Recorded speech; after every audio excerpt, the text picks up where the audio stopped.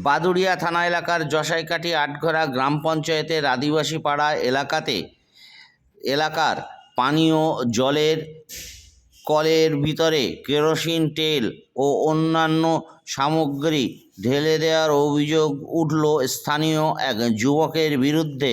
সূত্র মারফত জানা যাচ্ছে, যুবকের নাম ছোট্টু সর্দার। শুধু তাই নয়, ভেঙে দেওয়া হয়েছে সেই পানীয় জলের কল। ঠিক তার পরপরই গ্রামবাসীরা বাদুড়িয়া থানাতে আজ এসে অভিযোগ জমা দেওয়ার সাথে সাথেই অভিযুক্ত ছোট্টু সর্দারকে গ্রেপ্তার করল বাদুড়িয়া থানার পুলিশ, এমনটাই সূত্র মারফত জানা যাচ্ছে।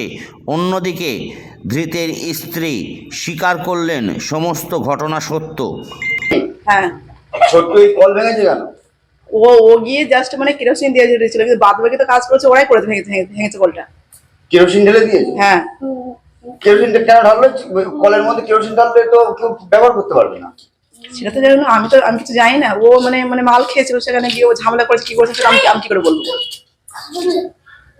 আপনি কেরোসিন যে ঢেলেছিল সেটা আপনি স্বীকার করছেন? হ্যাঁ, আমি স্বীকার করছি। আমি তো মিথ্যে বলবো জানি না, মাল খেয়েছিল ও, খেয়ে গিয়ে ও মানে ওই ওখানে কি ঝামেলা করেছে, কি করেছে সেটা আমি জানি না।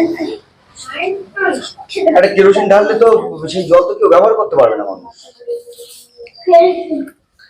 ছোট কোথায়? ছোটটা কোথায়? ও তো বাড়িতে নেই, কোথায় গেছে ওদিকে।